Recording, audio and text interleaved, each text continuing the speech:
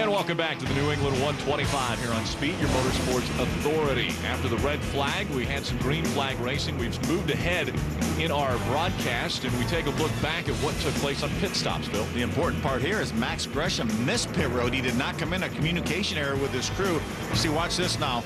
There'll be some contact. Chase Elliott tries to pull out of his pits. Cordy Hodgson pulling in. A little bit of contact right there. And Phil, these guys don't always make 3 stops. Some will make just 1 stop for fuel. Others will make multiple stops for tires as well. As you can see right now, Ryan Gifford got his fuel. I think everyone got their fuel because they're all in their window. Some guys elected not to take tires yet. Some guys took 2 and some guys took 4. And so what has happened is Ryan Gifford is out in front with Sergio Pena on the outside. Green flag back in the air. And our leader, Max Gresham, will restart 21st. Big mistake missing pit road on that first time by. Side by side, 4 wide as they enter turn number 1. Brett Moffitt on the inside in that 0-0, trying to work his way back up to the front. 66 of Benny Gordon all the way to the outside there. Corey Hodgson's in that 0-3 was to the outside of Moffitt as they continue to work it out for positions. In the middle of the pack. Yeah, there's Andrew Ranger, the 35 Waste Management Chevrolet right there, inside of 3 wide. Andrew Ranger, a little contact as he comes out of turn number 4.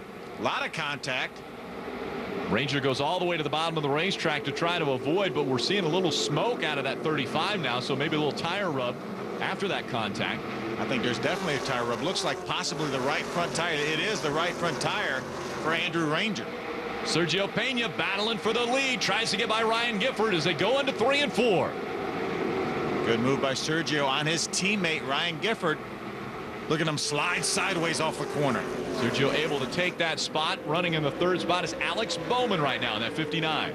There's Eddie McDonald right now, the 71 running 4th.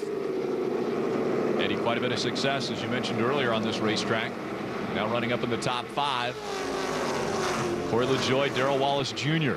racing for that 5th spot. Remember, Corey LaJoie had to start at the rear due to a transmission change. Some pit strategy has him up here racing among the top 5.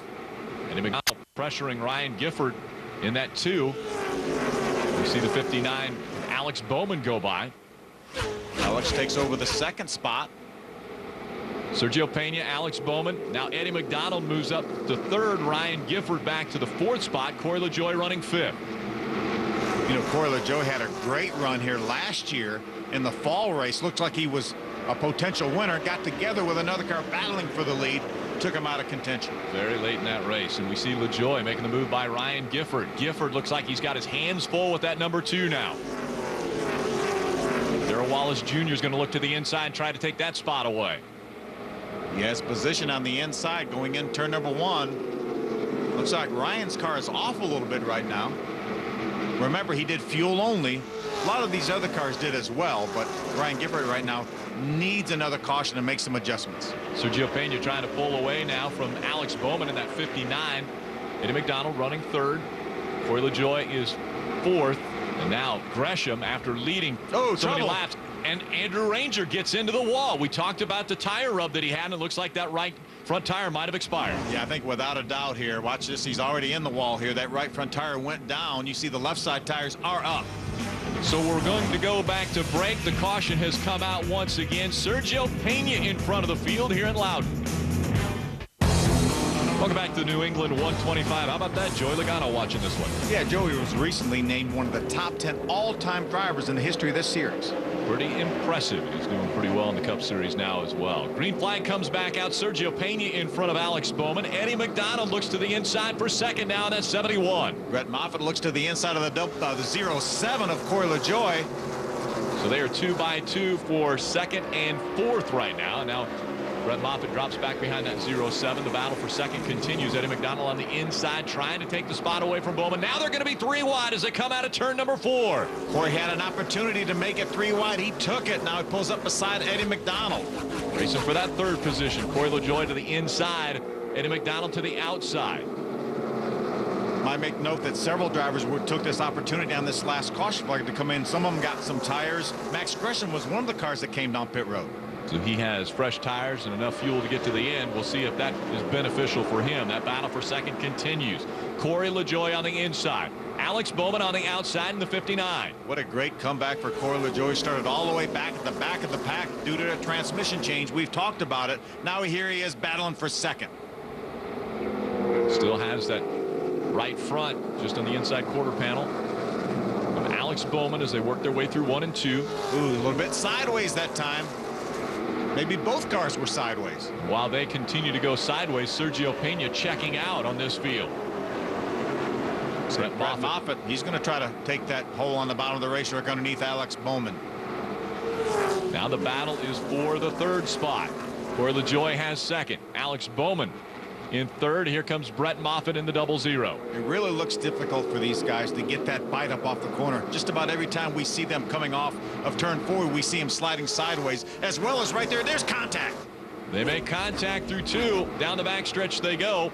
Alex Bowman on the outside, and here comes Eddie McDonald. What a run he had down the backstretch. He's able to get by Brett Moffitt, and now they're side by side for 3rd again, but it's Eddie McDonald and Alex Bowman fighting for the spot. We know Eddie McDonald knows his way around this racetrack. Swept both races here one year as well as the 3rd win. Past the halfway point of this one, Eddie McDonald has moved up into 3rd. The battle for 4th, still some contact, this time between Brett Moffitt and Alex Bowman. More contact. These two haven't decided it, but I'm sure the tempers are starting to get a little bit escalated. See, Matt DiBenedetto right behind this side-by-side battle in the 15 car. His car is trailing a little bit of smoke right now. Remember, he had that problem at the very beginning where it looked like a transmission, and I don't know if that transmission's smoking or what. So a now little bit of contact. A little more contact around this racetrack. It's like short track racing, but the problem is we're a little over a mile around this place. Yeah, but this racetrack drives exactly like a short track. Ooh, a lot of smoke. Is that Alex Bowman's car? Alex Bowman now starting to smoke, but could be tire wear or tire rub because of all the contact we've seen between he and other drivers. Look at the damage to that left rear quarter panel. I think it's definitely a little bit of tire rub there for him. So a lot of bumping and banging, short track style here at New Hampshire. The New Hampshire 125 continues on speed. And welcome back. No change in the top 10. Sergio Pena out in front. Corey LaJoie has made a strong move up to the front of this field after having to start in the back because of repairing a transmission. Trying to chase down our leader right now, Sergio Pena. Sergio already a 2-time winner this year. Of course, this is not the state of Virginia. Both his wins came in the state of Virginia. That's right. But trying to make it a 3rd win on his career as we see Gresham now moving up into the 16th spot ahead of DJ Shaw. Remember, we talked about him coming into the pits, this most recent caution flag, trying to work his way back towards the top 10. Gresham, after starting on the pole, missed pit road and the first opportunity.